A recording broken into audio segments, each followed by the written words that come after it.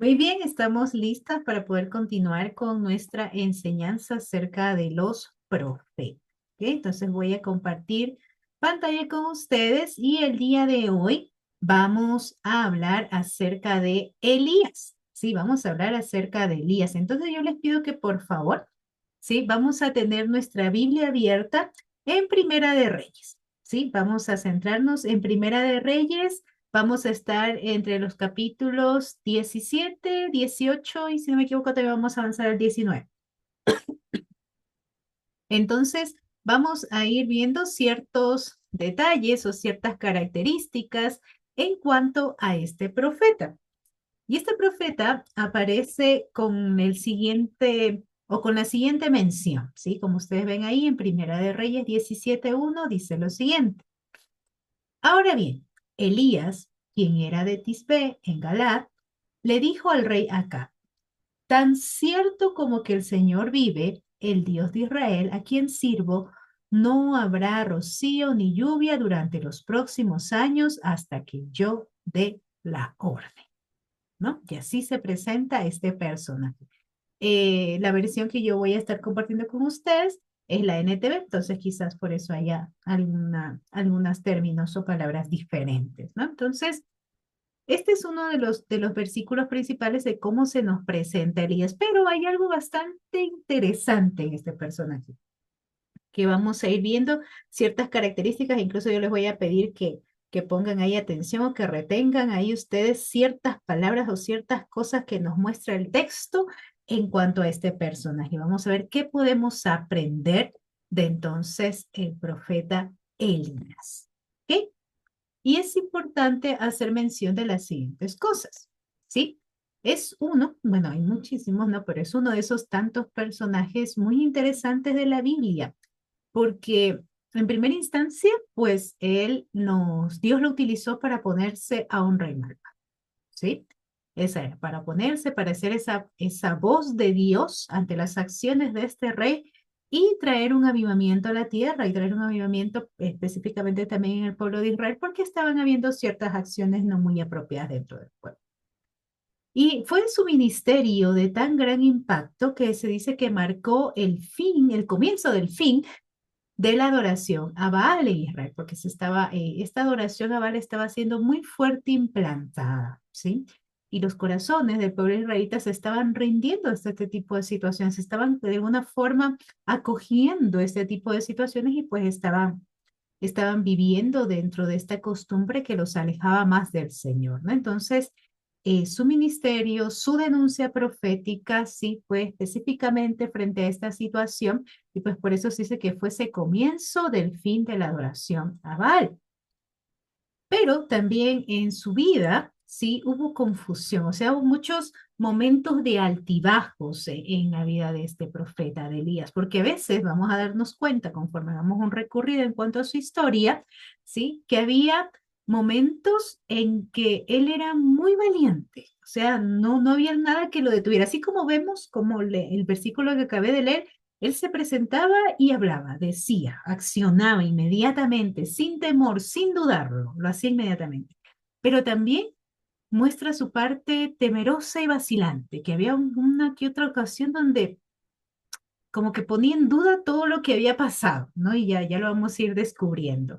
Entonces se dice, y una de las frases dentro de la información que buscaba acerca de él que me llamó mucho la atención es esta, que él conoció el poder de Dios pero que también, sí, y hay muchos coinciden en esto de aquí, conoció las profundidades de la depresión, ¿no? Y justamente me llamó mucho esto la atención y quizás aquí haciendo un poco de conexión, el mes de septiembre es considerado como el mes amarillo, ¿no? Porque es el mes de la prevención del suicidio, ¿no? Y quizás a veces estas situaciones de depresión, de caer en cosas muy profundas en cuanto a nuestras emociones, pueden llevar a las personas a cometer este acto, ¿no? Entonces me pareció muy interesante poder estudiar este personaje. Creo que primera instancia que lo veo así de manera tan profunda, tal vez justamente relacionándolo con esto de este mes de especial que tiene en septiembre.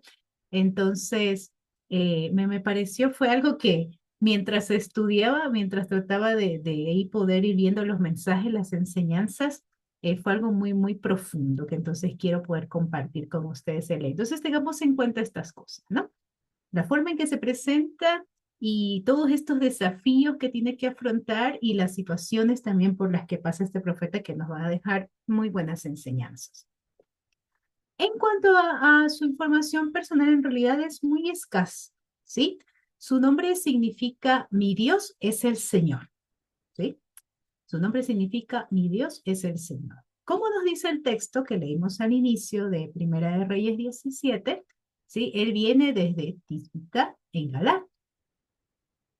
No menciona nada de su familia, del texto no menciona nada de su nacimiento, ¿sí? Y su primera aparición, o sea, él surge dentro del relato, no como varios de los personajes que hemos estudiado, él surge dentro del relato en Primera de Reyes 17, ¿sí? Que se los vuelvo a leer, que fue el versículo que leímos al inicio. Ahora bien, Elías, quien era de Tisbe en Galad, le dijo al rey Acab, tan cierto como que el Señor vive, el Dios de Israel, a quien sirvo, no habrá rocío ni lluvia durante los próximos años, hasta que yo dé la orden.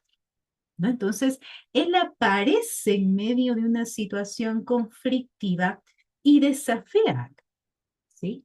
Le muestra, le hace saber, le hace conocer el poder de Dios. Entonces, este profeta desarrolló su ministerio justamente en una situación muy crucial, muy coyuntural de ese momento, donde había muchos desafíos, tanto políticos, sociales y fuertemente espirituales.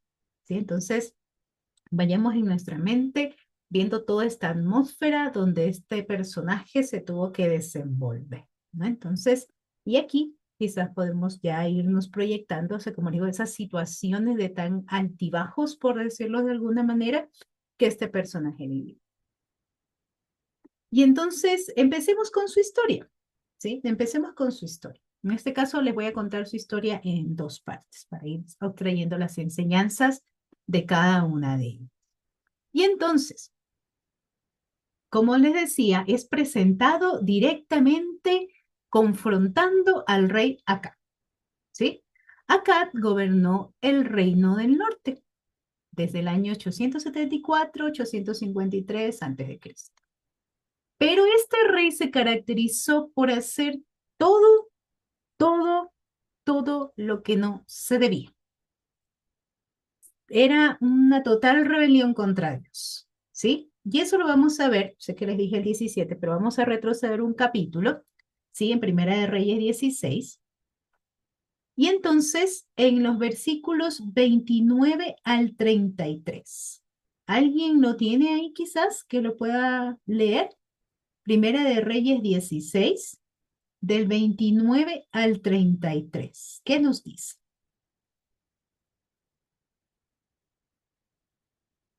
¿Alguien encontró? Yo le tengo, Julicita, yo Por tengo la favor. Reina Valera. Está Yo bien. tengo, estoy ahorita con la Reina Valera, Ok. ¿sí? Dice, a ver, Primera de Reyes 16 29. Ujú. Comenzó a reinar Acab, hijo de Omri, sobre Israel el año 78 de Asa, rey de Judá. Y reinó Acab, hijo de Omri, sobre Israel en Samaria 22 años. Y Acab, hijo de Omri, hizo lo malo ante los ojos de Jehová más que todos los que reinaron antes de él, porque le fue ligera cosa andar en los pecados de Jeroboam, hijo de Nabat, y tomó por mujer a Jezabel, hija de Edebal, rey de los Sidonios, y fue y sirvió a Baal y lo adoró. Él hizo altar a Baal en el segundo templo de Baal que él edificó en Samaria. Hizo también Acab una imagen de acera, haciendo así Acab más que todos los reyes de Israel que reinaron antes que él, para provocar la ira de Jehová, Dios de Israel. Ok, entonces imagínense frente a cuál personaje tuvo que estar Elías, ¿no? Y el mismo texto lo dice, ¿no? Él hizo aún más cosas negativas o más cosas malas que los Que reyes todos los anteriores, anteriores. sí, o sea, todos le quedaban, como solemos decir, por acá, todos le quedaban cortos, a él, pero en maldad, ¿no? Porque él los superó en demasía. Y el texto incluso lo menciona dos veces, ¿no? Dice, Entonces, ¿qué sucede? Y es en medio de esta situación donde el texto de Reyes 17 nos menciona y nos hace esta aparición del personaje que es Elías y le dice que va a haber una gran sequía, ¿sí? Va a haber una gran sequía, justamente ¿como qué? Como consecuencia de la maldad de este rey, ¿no? Entonces iba a haber una gran sequía. Pero es interesante poder ver aquí que luego de que él hace esa advertencia, de que va a darse esa reprimenda, se presenta esa voz de Dios ante el rey Acab, el texto continúa y vamos, ahí sí estamos en Reyes, en Primera de Reyes 17, pero luego de haber hecho esto, advertido por Dios, sí, advertido por Dios, tengamos en cuenta, aquí esta es la primera palabra que quiero que recuerden. Aquí va a suceder una acción de parte de Elías porque Dios le dice, ¿sí? Advertido por Dios, Elías se esconde cerca del arroyo de Querib, donde es alimentado por cuervos. Eso lo tenemos en, quizás es una imagen que nosotros recordamos mucho, ¿no? Los cuervos alimentando a una persona, ¿no? Entonces, en este caso, Elías. Y eso está en Primera de Reyes 17, 2 al 7. Yo aquí les voy a hacer la lectura. Ustedes continúen porque más adelante voy a pedir a alguien que me ayude. Después de que Elías le dijo esto al rey Acab, dice, después el Señor le dijo a Elías, ¿sí? Recuerden, aquí es el Señor quien le dice a Elías, vete al oriente y escóndete junto al arroyo de Querib, cerca de su desembocadura en el río Jordán. Bebe del arroyo y come lo que te den los cuervos, porque yo les he ordenado que te lleven comida. Entonces Elías hizo lo que el Señor le dijo y acampó junto al arroyo de Querib al oriente del Jordán. Los cuervos le llevaban pan y carne por la mañana y por la noche, y él bebía del arroyo.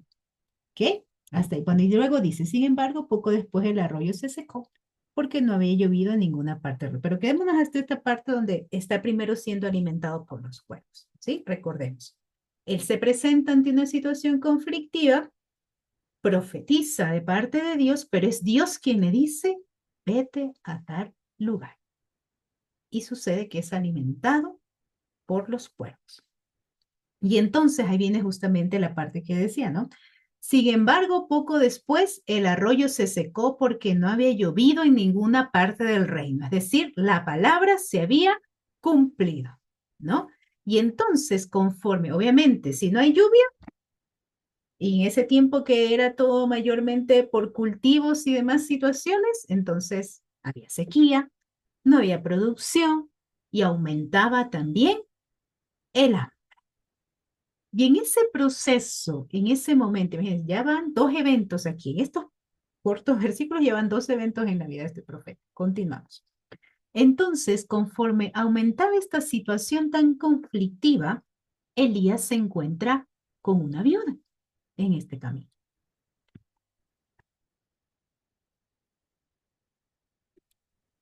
¿Sí? Y resulta que el relato nos dice, ¿sí? Que cuando se encuentra con esta mujer, ya esta mujer estaba lista para morir junto a su hijo, ¿sí? Ella ya estaba lista para morir junto a su hijo. Pero por la obediencia que ella tuvo, el texto nos dice que para ella no escaseó la harina y el aceite, ¿sí? Por favor, alguien que esté ahí en el 17, Primera de Reyes 17, vamos al versículo 10 al 17. ¿Quién lo puede compartir?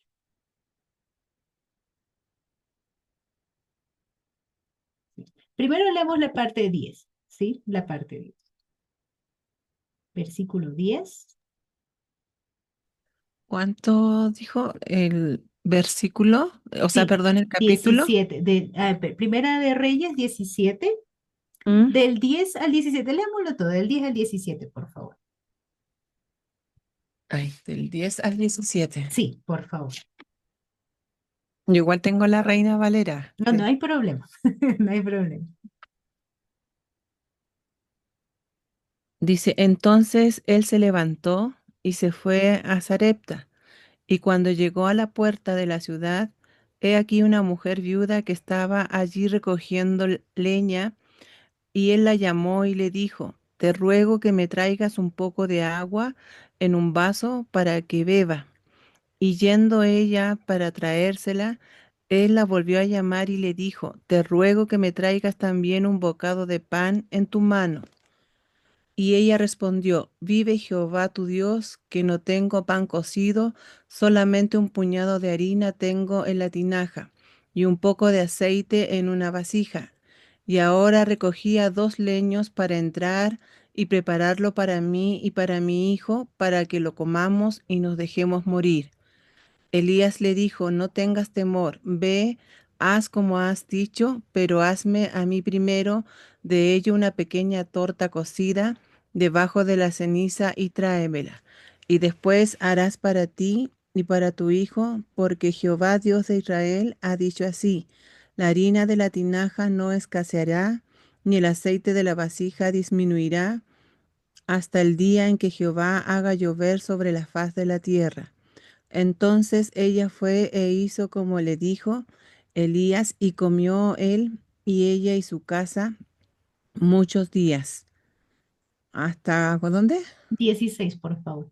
Y la harina de la tinaja no escaseó, ni el aceite de la vasija menguó, conforme a la palabra que Jehová había dicho por Elías. Ujú. Entonces, imagínense, tenemos un momento de confrontación, luego es llevado a este lugar, recibe provisión, estaba ya la situación tan crítica que el Señor lo manda en búsqueda a que se encuentre durante su camino con una viuda. Esta viuda estaba ya dispuesta a dejarse morir junto a su hijo, y entonces se presenta Elías y le puede hacer la propuesta que quizás si lo vemos desde fuera podría ser una propuesta tan baja, por decirlo así, porque está viendo tal sufrimiento, tal situación, y le dijo, cocíname primero para mí y te aseguro que no va a escasear la harina. No, el Señor no va a dejar que escasee la harina ni el aceite. Y eso hizo. La mujer, si vemos aquí, mostró, lo hizo y eso pasó. No escaseó, dice el texto, la harina que es. Entonces, las cosas, si lo vemos así, estaban bien. Aún en medio de esa situación de hambruna, de sequía, estaban saliendo bien, ¿no? Se estaban dando. Pero en medio de esa, vamos a decirlo así, de esa seguridad, de esa calma, ¿sí? Surge una crisis para ambos. Porque a continuación, ¿sí? En el texto 17 dice lo siguiente, en el versículo, perdón, 17, a partir del versículo 17. Tiempo después, el hijo de la mujer se enfermó. Cada día empeoraba y finalmente murió. Entonces ella le dijo a Elías, porque digo que es un momento de crisis para ambos, porque le dice lo siguiente. Ay, hombre de Dios, ¿qué me ha hecho usted? ¿Ha venido aquí para señalarme mis pecados y matar a mi hijo? Y vemos que le dice Elías, dame a tu hijo. Entonces tomó el cuerpo del niño de los brazos de la madre, lo cargó por las escaleras hasta la habitación donde él estaba alojado y lo puso sobre la cama. Después Elías clamó al Señor. Pero miren cómo clama Elías en primera instancia. Oh Señor, mi Dios, ¿por qué le has traído desgracia a esta viuda que me abrió su casa al provocar la muerte de su hijo? Entonces, imagínense semejante situación para el profeta y para esta mujer. Habían pasado de ver cómo el Señor les estaba supliendo esa necesidad tan aguda en ese momento de crisis y de repente pierde a quien era su único sustento, su hijo. Porque esta mujer dice el texto que era viuda, ya no tenía el respaldo de un esposo, pero tenía un hijo que ahí en ese momento socialmente le daba cierto espacio por tener un hijo. Y de repente llega un profeta, parece que todo va bien y se muere su hijo. Se muere el único que puede representar algo para que ella tenga un espacio en esa sociedad tan conflictiva. Y entonces le dice, ¿acaso viniste a quitarme a mi hijo? Por eso esta mujer entra en crisis. Y imagínense la contrariedad de Elías para en primera instancia decirle, ¿por qué traes desgracia? Le dice Elías a Dios. Entonces se nota que la situación fue tan conflictiva para él también, que le dice, ¿por qué traes desgracia después de que hiciste que esta mujer me abriera las puertas de su casa, me diera el pan sin pensarlo? ¿No? Y entonces surge en medio de esta situación, si vayan imaginándose todo el panorama conmigo, surge en medio de esta situación un clamor ferviente, a pesar de ese conflicto de crisis en los cuales se encontraban estos personajes que se involucró aquí la viuda, ¿sí? Surge un clamor ferviente que recibe una respuesta restaurada, ¿sí? Y vamos, acompáñenme ahí seguimos en Primera de Reyes 17. Continuamos a los versículos 21 al 24. ¿Alguien lo tiene ahí que lo pueda leer, por favor? Vamos a los versículos 21 al 24. Primera de Reyes A 17. ver, Yuricita, Por favor. continúo. Versículos 21. Y se tendió sobre el niño 3 veces y clamó a Jehová y dijo, Jehová, Dios mío, te ruego que hagas volver el alma de este niño a él. Y Jehová oyó la voz de Elías y el alma del niño volvió a él y revivió. Tomando luego Elías al niño, lo trajo del aposento a la casa y le dio a su madre y le dijo Elías, mira, tu hijo vive. Entonces la mujer dijo a Elías, ahora conozco que tú eres varón de Dios y que la palabra de Jehová es verdad en tu boca. Ajá. Imagínense esto, ¿no? Entonces, sucedió porque había una respuesta restauradora, porque sí, las últimas palabras de esta mujer, ¿no? Ahora, dijo así, ahora estoy convencida de que eres un hombre de Dios y que de verdad el Señor habla por medio de ti. Ahora, ya esta mujer había visto el poder de Dios a través de la primera situación que pasó con Elías, pero quizás de alguna forma aún faltaba algo en su corazón para realmente convencerse de que estaba ahí, de que estaba Dios acompañándola en su situación, de que estaba la palabra de Dios haciéndose verdadera en su situación. Y incluso, como les digo, Elías primero le dijo, Señor, ¿de verdad vas a traer desgracia sobre esta mujer?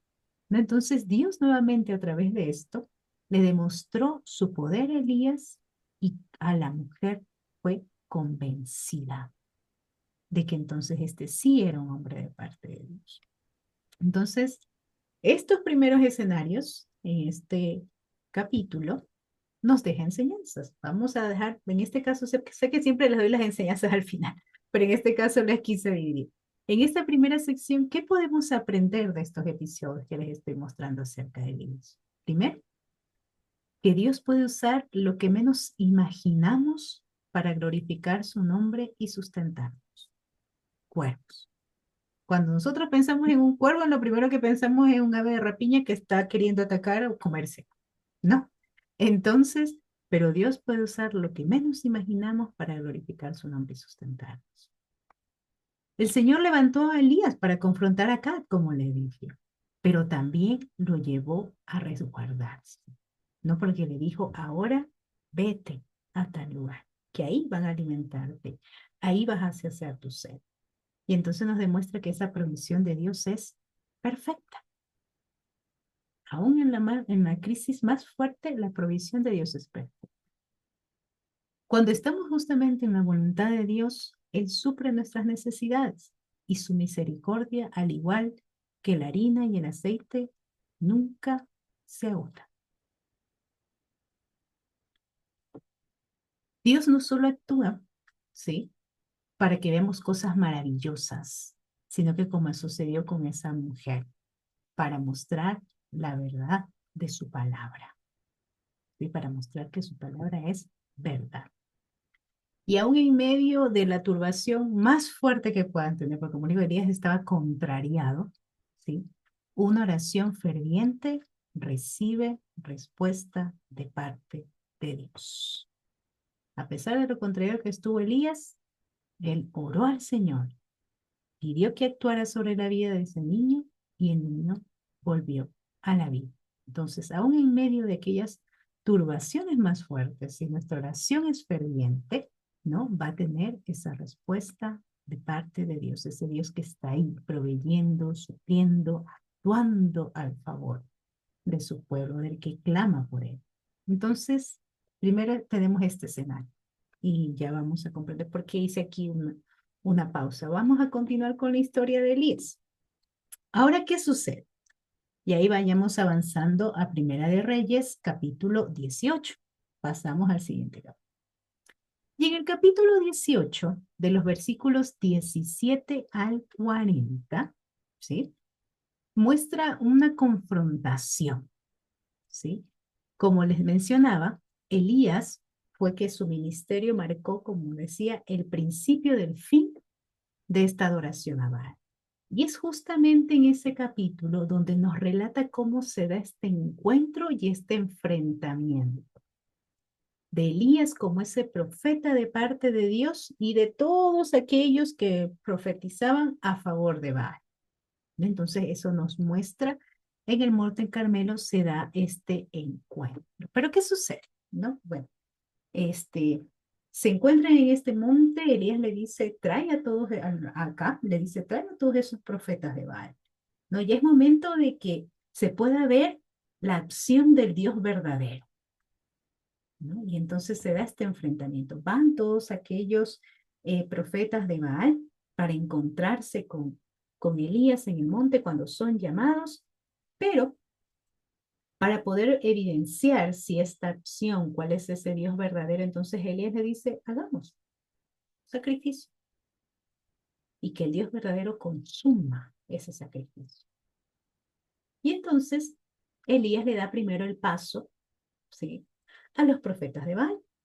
Les dice, hagan lo que tienen que hacer para que descienda fuego y se consuma el holocausto. Y vamos a ir en medio de estos versículos, vamos a ir justamente al 26. Vamos a bajar y vamos a ir al versículo 26. Porque entonces, cuando les da esta situación de que Elías les da el paso a estos profetas para que hagan la acción y pueda descender fuego con el poder del Dios que ellos decían que tenían, entonces ellos empiezan a invocar a su Dios, ¿no? Los profetas de Baal empiezan a invocar a su Dios para que lloviera, para que caiga el fuego y todo, pero no había resultado, no pasó nada. Versículos 26 al 29. Entonces ellos prepararon uno de los toros y lo pusieron sobre el altar. Después invocaron el nombre de Baal desde la mañana hasta el mediodía, gritando, oh Baal, respóndenos, pero no hubo respuesta alguna. Entonces se pusieron a bailar, cojeando alrededor del altar que habían hecho. Cerca del mediodía, Elías comenzó a burlarse de ellos. Tendrán que gritar más fuerte, se mofaba. Sin duda que es un Dios. Tal vez esté soñando despierto o quizás esté haciendo sus necesidades. Seguramente salió de viaje o se quedó dormido y necesita que alguien lo despierte. Así que ellos gritaron más fuerte y como acostumbraban a hacer, se cortaron con cuchillos y espadas hasta quedar bañados en sangre. Gritaron disparates toda la tarde hasta la hora del sacrificio vespertino, pero aún no había respuesta. Ni siquiera se oía un solo sonido. ¿Sí? Entonces, y aquí es interesante, por eso les decía, Elías muestra sus situaciones o su forma, su valentía, porque imagínense cómo se mofaba. Estaba rodeado por todos estos profetas de Baal y se empezó a burlarse de ellos. Les decía, su Dios debe estar ocupado en otras cosas, quizás por eso no los escucha. Griten más alto, ¿no? Quizás cualquiera en la situación de Elías ahí en medio, rodeado de tanto enemigo, tal vez se hubiera turbado aún más, hubiera preferido huirse o quizás ni siquiera se hubiera atrevido a confrontarlos, ¿no? Pero Elías estaba seguro del Dios al que servía, ¿no? Como él decía, Dios es mi Señor, ¿no? Lo que significaba su nombre, lo estaba haciendo evidente. Y luego de haber pasado todas esas situaciones, de que los profetas de Baal no recibieron ni una respuesta, acontece o se da el paso de que Elías entonces haga su proceso de sacrificio. Y aquí prestemos atención a esta parte, aquí es la palabra a la que les llamo la atención. Elías primero arregló el altar. Prestemos atención a este punto. Elías arregló el altar. Clamó a Dios y el fuego consumió el holocausto. Eso lo encontramos en los versículos 30 al 38. ¿Alguien que lo quiera compartir, por favor? 30 al 38. Yo, Yuri, yo ya tengo. Por favor, ¿De qué número a qué número era? del 30 al 38. Ok. Dice, entonces Elías le dijo a todo el pueblo, Acérquense a mí. Todos se acercaron y Elías construyó el altar de Dios que estaba derrumbado. Tomó 12 piedras, una por cada tribu de Israel, nombre que Dios le puso a Jacob, antepasado de los israelitas. Con esas 12 piedras construyó el altar. Luego hizo una zanja alrededor del altar en el que cabían unos 12 litros de agua. Acomodó la leña, cortó el toro en pedazos y lo puso sobre la leña. Entonces Elías le dijo a la gente, llenen 4 jarrones con agua y mojen por completo el toro y la leña. Ellos lo hicieron así. Y después Elías les dijo, háganlo otra vez. Ellos echaron nuevamente agua sobre el animal y de la leña. Y Elías les pidió que hicieran lo mismo por tercera vez. El agua corrió alrededor del altar y llenó la zanja. Cuando llegó el momento de quemar el toro, el profeta Elías se acercó y le pidió a Dios, Dios de Abraham, de Isaac y de Jacob, haz que hoy todos sepan que tú eres el Dios de Israel y que yo soy tu servidor, y que he hecho todo esto porque tú me lo has pedido. Contéstame, mi Dios, contéstame para que este pueblo sepa que tú eres Dios y que deseas que ellos se acerquen a ti. En ese momento, Dios mandó fuego y quemó el toro, la leña y hasta las piedras y el polvo. También el agua que estaba en la zanja se evaporó. Cuando todo el pueblo vio eso, se inclinó hasta tocar el suelo con su frente y dijo, el Dios de Israel es el Dios verdadero. Ok. Él es el Dios verdadero. Gracias. Entonces el día... May. ¿Ah, está ahí? Hasta ahí, May. Hasta ahí. Ah, Hasta ahí. Gracias, May. Entonces, imagínense, ¿sí? Aquí hay una situación. Por eso les decía, preséntense en esto. Elías arregló el altar, luego clamó a Dios y entonces surgió.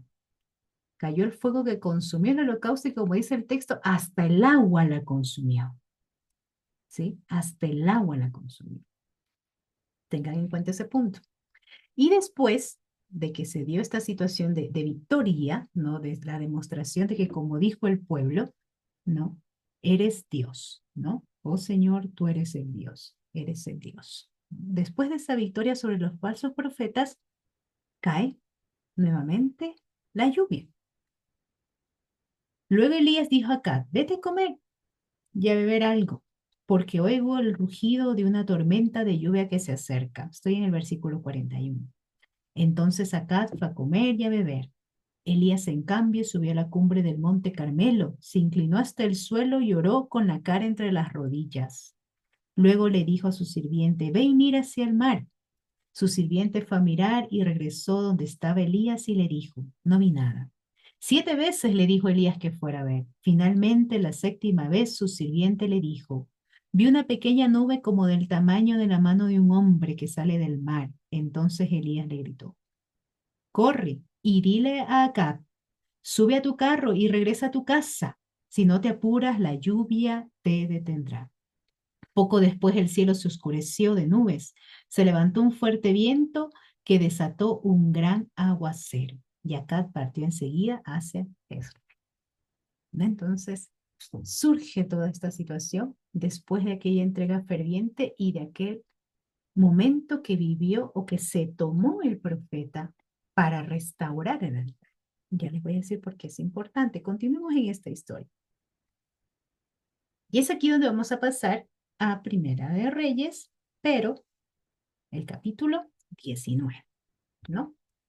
Pero aquí viene esta parte, por eso yo les decía, Elías pasó de conocer ese poder tan grandioso de Dios, aún en medio de una situación crítica, pero llegó el momento en que, como dicen algunos autores, él conoció también las profundidades de la depresión.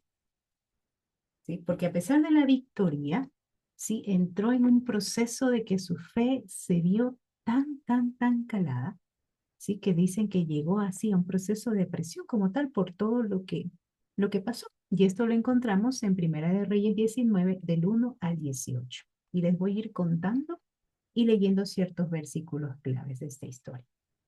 Entonces, ¿qué pasó? Cuando Acab, obviamente, cogió su carro y se fue lo más pronto que pudo, ¿no? Porque la lluvia empezó a descender con fuerza, como dice el texto, lo que hizo primero fue contarle a su esposa Jezabel lo que había sucedido.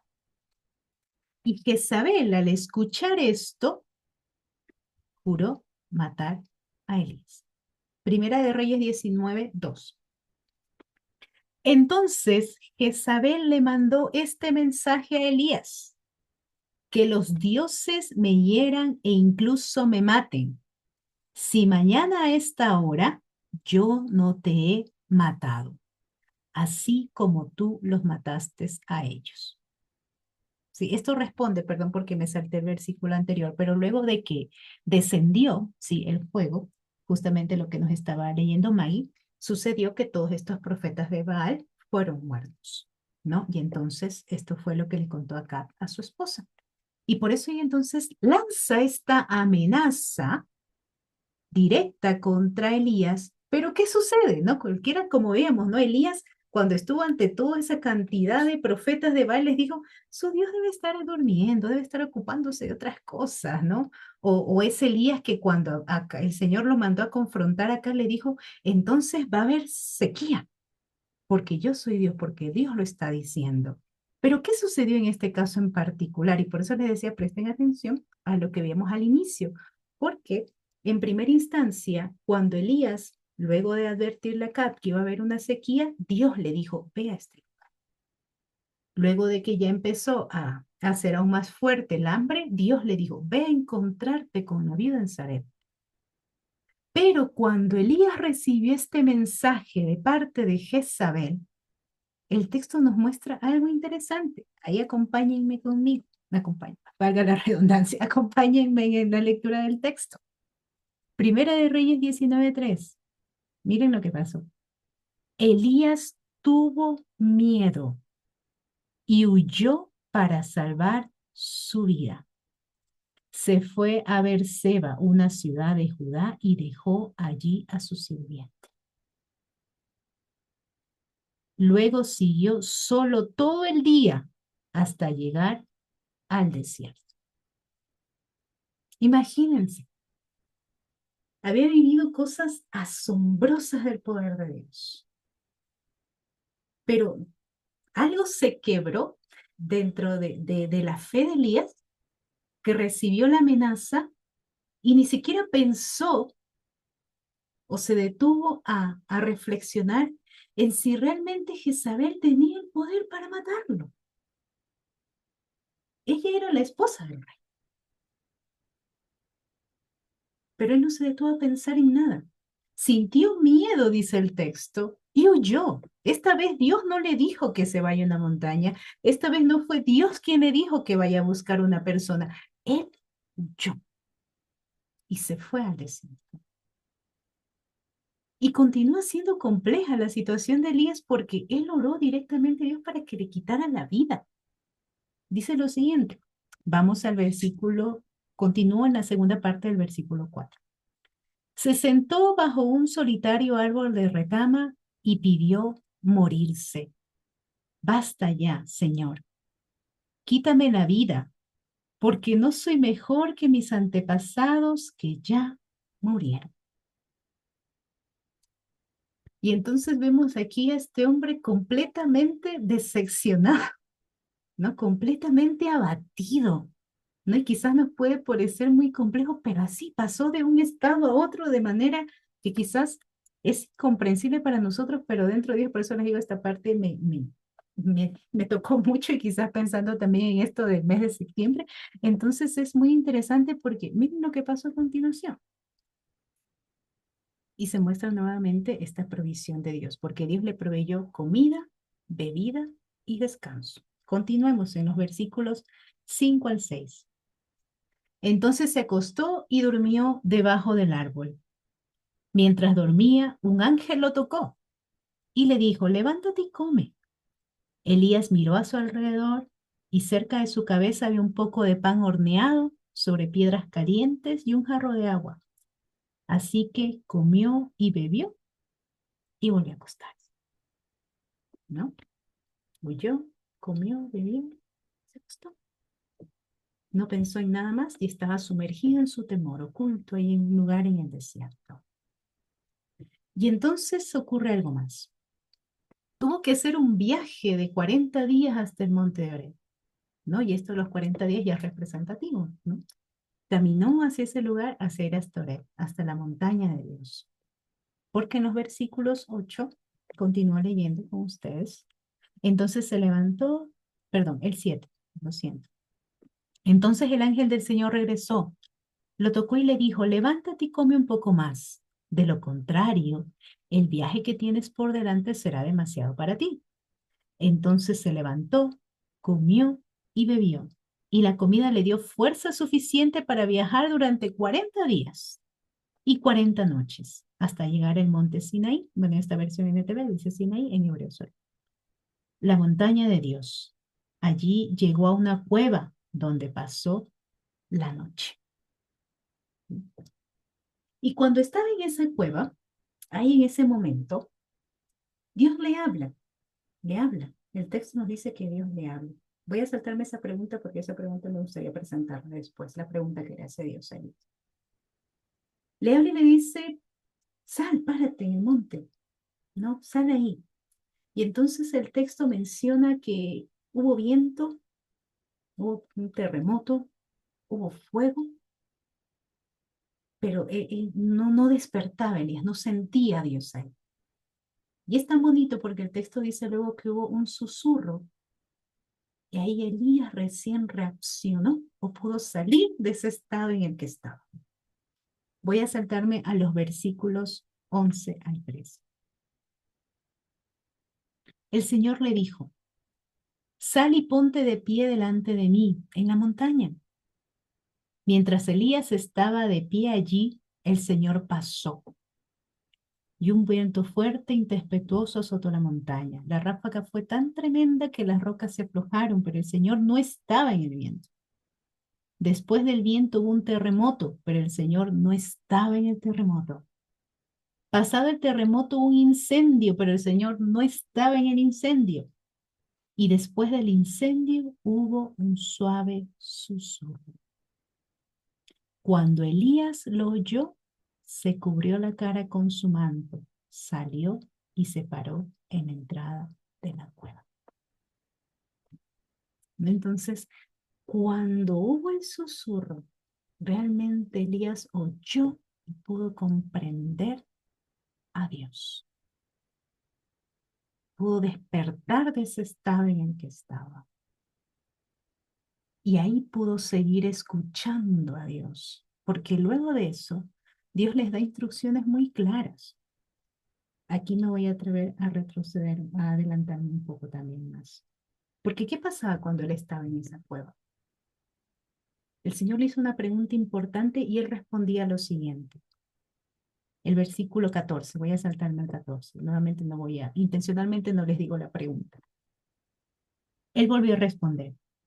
He servido con gran celo al Señor Dios Todopoderoso, pero el pueblo de Israel ha roto su pacto contigo. Derribó tus altares y mató a cada uno de tus profetas. Yo soy el único que queda con vida y ahora me buscan para matarme a mí también. Elías se había cerrado tanto en esa situación.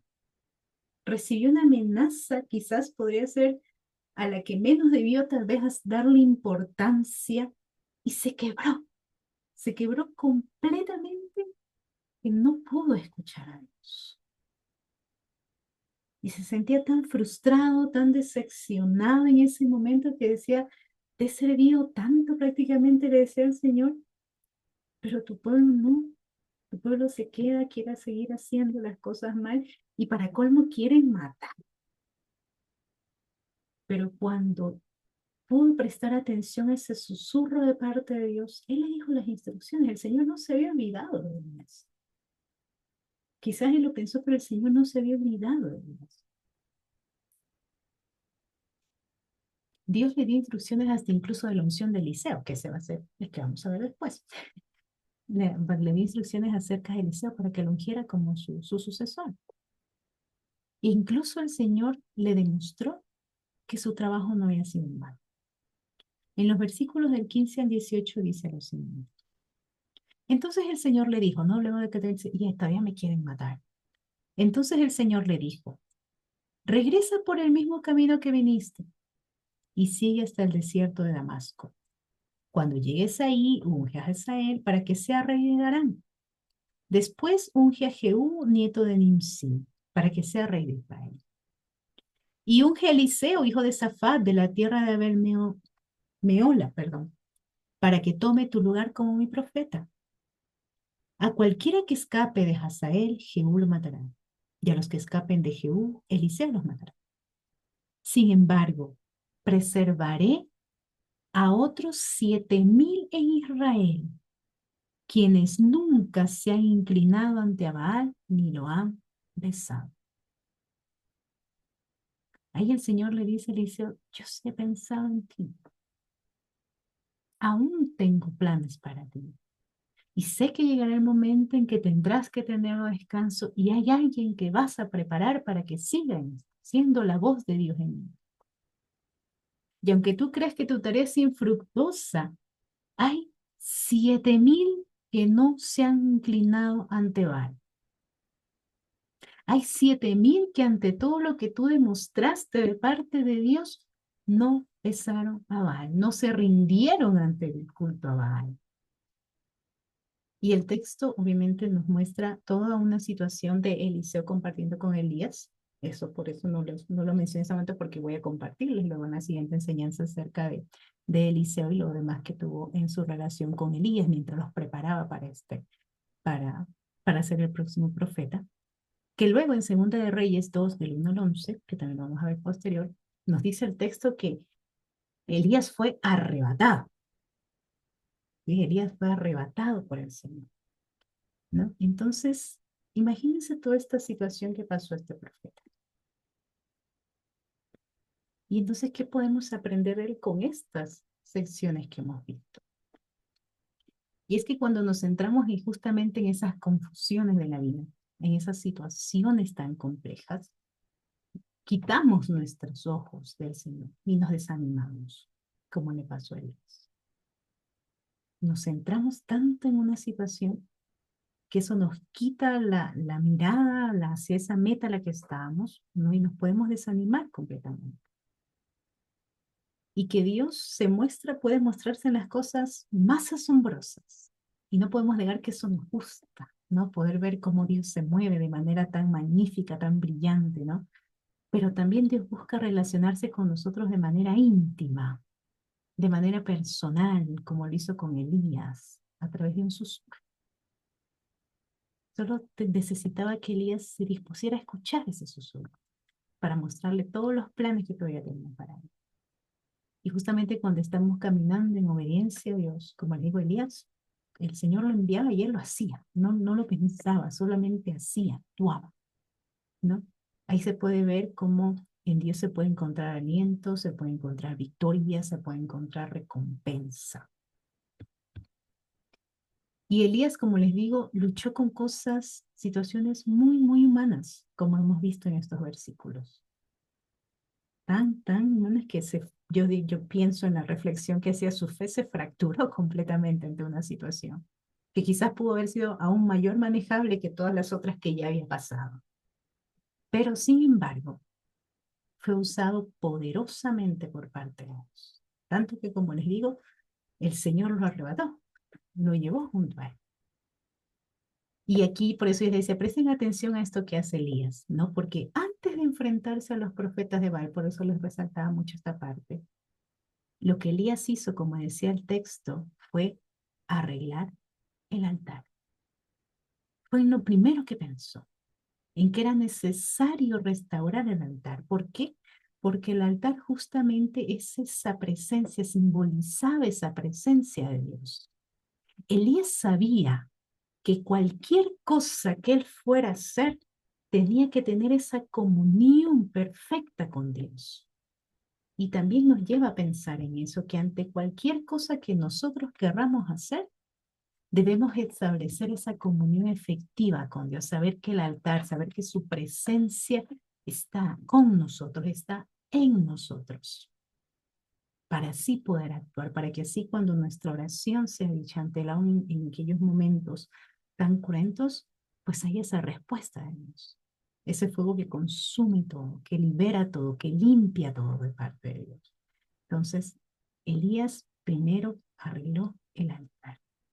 Primero debemos arreglar el altar, que esa presencia de Dios esté con nosotros y que nos acompañe. Y de seguro tendremos la victoria en cada desafío que tengamos. Y aquí viene la parte de por qué me salté intencionalmente la pregunta que el Señor le hace a Elías. Y se la hace dos veces, justamente cuando Elías está en ese momento tan fuerte de su vida, como les digo, en esa profundidad de lo que he interpretado como una depresión en él. ¿Sí? El Señor le pregunta en Primera de Reyes 19:9, ¿sí? Primera de Reyes 19:9, ya en la parte B, le dice, entonces el Señor le dijo a Elías, ¿qué haces aquí, Elías? Y en el 13 le vuelve a preguntar, ¿no? Cuando él está ahí en la cueva, cuando ya escucha el susurro de Dios, el Señor le vuelve a preguntar.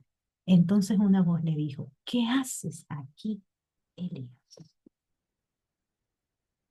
Y pongámonos ahora en el puesto de Elías. Quizás nosotros también estamos en esa cueva. Quizás también nosotros estamos tristes, quizás también nosotros estamos desanimados, tal vez estamos frustrados. Y el Señor nos dice, ¿qué haces aquí? ¿Por qué huiste? ¿No? Les estaba diciendo el Señor. ¿Por qué huiste? Esta vez yo no te dije que fue. Y estaba tan encerrado en su cueva que no podía escuchar el susurro de Dios. Y a veces también nosotros pasamos por esos momentos. Nuestra fe se puede ver quebrada y nos sumergimos en esos momentos de tristeza profunda. Y el Señor nos pregunta, ¿qué haces aquí? Porque Dios no solo suple nuestras necesidades físicas, alimento, le dio de beber a Elías en todo tiempo, sino que también nos anima a examinarnos en nuestros pensamientos, en nuestros sentimientos, en nuestros comportamientos, porque a Él le interesa que estemos bien, de manera completa, porque justamente necesitamos estar bien de manera completa para que ese altar pueda ser reparado y podamos enfrentar las diferentes situaciones de la vida. Y así una vez que podamos responder honestamente a esa pregunta que el Señor nos hace, ¿qué haces aquí? Él nos va a instruir, como lo hizo con Elías, después de que ella pudo escucharlo. No, y le va a decir, esto es lo que tienes que hacer. No te preocupes porque no estás solo. Mis planes, mis proyectos, mi visión contigo, el amor que siento por ti, Elías, el amor que siento por ti, sigue estando firme. No estás solo. Eso fue lo que le dijo el Señor. Por eso le preguntaba, ¿qué haces aquí, Elías? Y creo yo que esa pregunta aún nos hace el Señor hoy a cada uno de nosotros. Porque podemos estar por momentos así, en que vemos cosas tan grandiosas de parte de Dios. Pero puede suceder algo tan pequeño que nos quiebre, que nos lleva a escondernos, a huir, como decía el texto. Pero el Señor en su misericordia, porque quizás cualquier otro podría abandonarnos y dejarnos ahí, que pase lo que pase con nosotros en la cueva. Pero el Señor lo alimentó, le dio de beber, se preocupó porque tuviera fuerzas y ya luego lo preguntó porque lo llevó hacia sus adentros y le dijo, ¿qué haces aquí, Elías? Y de todo lo que podemos aprender, así como digo, les quiero compartir lo que mayormente me impactó en esta sección y es que el Señor nos sigue preguntando a nosotros hoy, ¿qué hacemos en ese lugar en el que estamos? que nos podamos nuevamente reavivar, que nos podamos preguntar, que nos podamos examinar, y Él va a estar ahí, porque Él sigue cuidando de nosotros, de aquellos que llamó ahora para también ser sus profetas, para poder confrontar a las situaciones de este mundo. Y cuando nos hayamos quebrado por alguna tipo de situación, preguntarnos, ¿qué haces aquí? ¿Sí? Muy bien. Voy a poner pausa a la grabación para poder escuchar